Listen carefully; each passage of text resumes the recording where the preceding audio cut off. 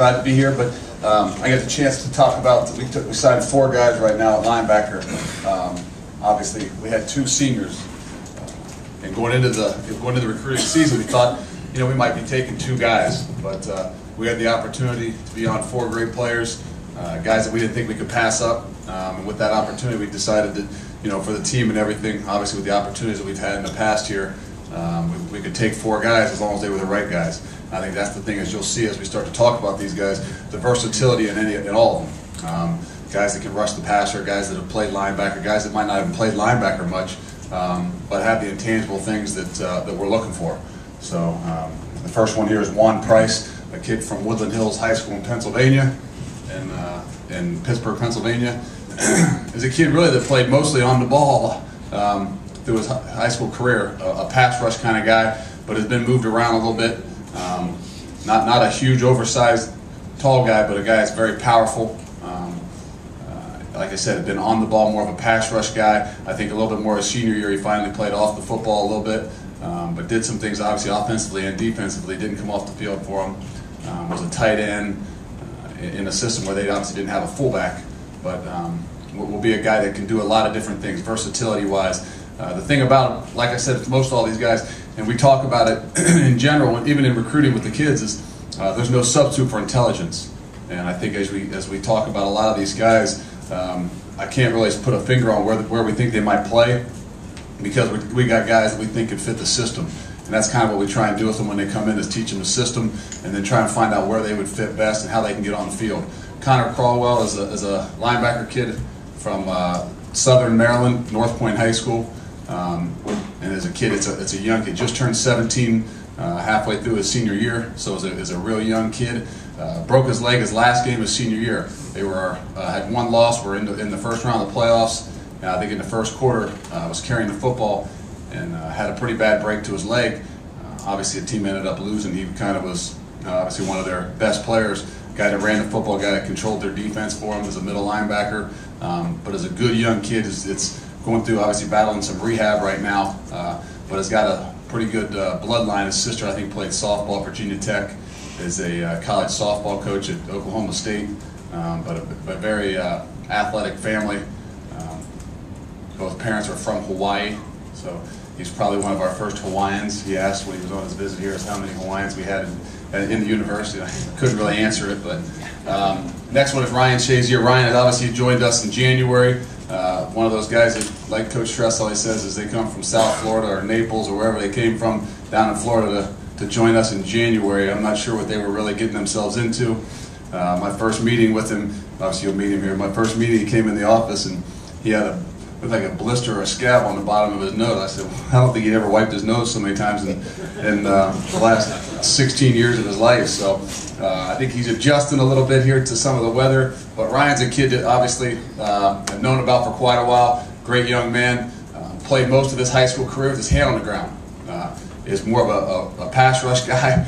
Is just more learning, even in the All-Star games that he played in, learning to play a little bit more of a stand-up position. But again, Ryan's a kid that's got great versatility for us. A great motor. Saw that obviously being able to go down to Florida and watch him practice football in the spring. But a great young man. Obviously he's here in January and learning a lot. Already been around all the guys and has done a great job of trying to pick up some of the things we've done. In just a couple weeks he played in the All-Star games down there in Florida. I think he learned a lot just playing with his hand off the ground and some of the different things as far as a linebacker. The last guy is Curtis Grant, a kid that from Richmond, Virginia, Hermitage High School. Is a kid that obviously from an area that we haven't had a whole bunch of kids, but is a kid that we kind of got, Coach Bowman got on early and just showed us a little bit of interest and kind of just built over time. Curtis is a unique kid. He is a big physical kid. I actually had the opportunity to go down and watch him in the state semifinal game and was very impressed with him as a person, as a leader, as a motivator, and was pretty big obviously for us to get him today, but he was that kind of kid that really just kind of fit the system. A very intelligent kid that understands football, down to earth, really, obviously loves the team, the family atmosphere, and I think that's what, when he came up here to Ohio State, he kind of fell in love with. He fell in love with these guys, these kids, as he met them just for a day or two, but he's a guy with great charisma, walks in a room, he you know, is a guy that kind of takes over the room and does a great job. But it is a unique guy, and like I said, sometimes it's toughest to be that first guy to come from an area that we haven't notoriously had a whole bunch of guys from. But hopefully he can kind of be that guy to break off and start us with you know, drawing some guys from maybe that area, from the beach area, from that Richmond area. Anybody got any questions? Yeah, look, talk about your reaction. Imagine that. Hold on a second. Anybody else? Because I know this isn't going to be short. Go ahead, Tim. Just talk about your reaction when you got the word from Curtis today. That you know, it was kind of like the cherry on top of the class. No, it is. It's exciting, and we always talk about it. Is, you know, we don't want to overplay the stuff in recruiting. The thing about it that I like about Curtis, obviously, he's a great football player. Obviously, he got his team to the state championship games the first time in school history. But just the intangible things, the leadership, the type of things that I saw from him, actually having the ability to go watch him play in the state semifinals. You know, it's big, and I think that, you know, whatever the rankings are, this, that, and the other thing, I think what the special thing about getting him is you're getting a special person. I think a guy that's got some, you know, got some true leadership ability to walk away from, you know, some of the areas where he is normally, some of the guys from his high school and some of the guys from that area that have gone to different places to do something new and different. I think shows what kind of person he is. Luke, you brought in two guys to play linebacker. I've never played linebacker.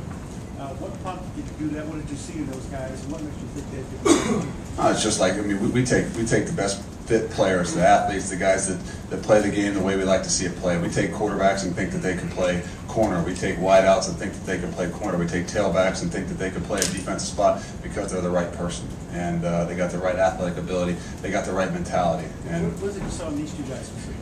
well, I mean, again, there's those same things. The passion for the game, I think, is something that the luxury about going down and watching Ryan and some of those guys in the South is when you can watch spring football, just like I talked about with Curtis. You got the ability to go watch him play in the state semifinals. You can see some different things that you don't see from just a highlight video or just watching game film.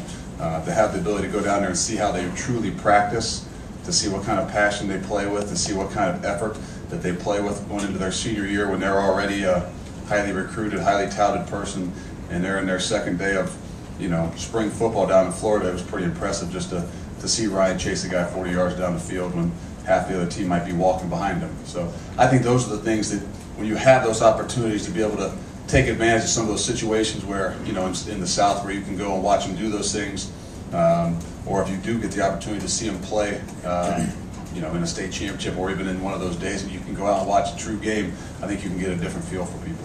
Luke, landing 4 top linebacker prospects that are all from out of state, do you take some extra pride in that? I mean, not that it's easy to recruit kids from Ohio, but you think it's even tougher to recruit kids from out of state? I mean, you know, again, they fit the system. I think we took the best kids that we could get our hands on. The guys that fit the system the most. I mean, yeah, it might be a little bit more work at sometimes, but, you know, outside of the 250-mile radius, I mean, those guys are, you know, we'll still consider the Pittsburgh, hopefully, to be a little bit more of a local area. But, you know, again, I think the thing is they saw an opportunity here.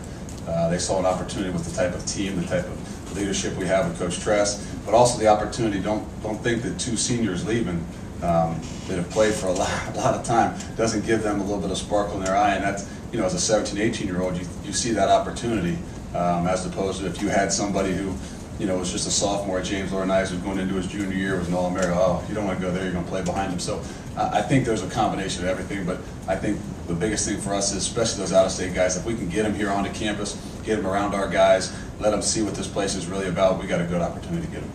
One had a lot of pressure to stay at home, stay and play a kid. Can you talk about what it was like handling a kid as he's trying to stay, like wants to stay home or go somewhere else?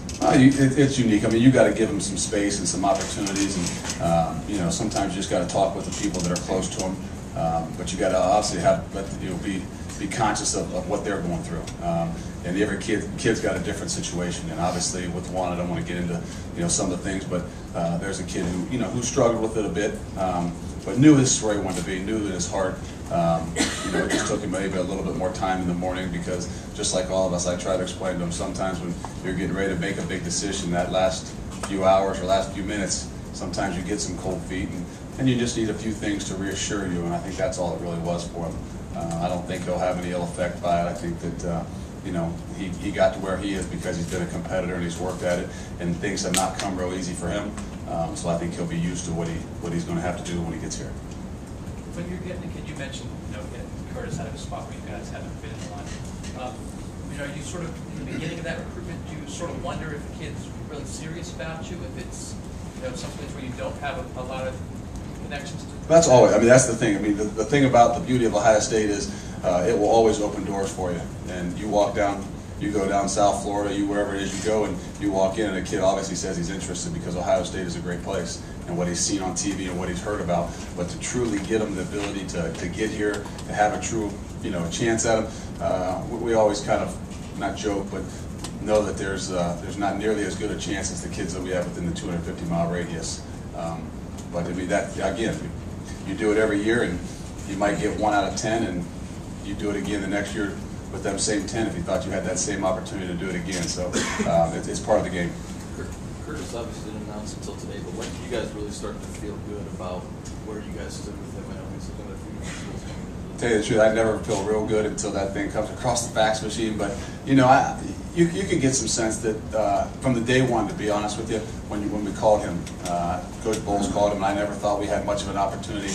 I kind of downplayed. I said, the kid in Richmond, Virginia, he's not gonna.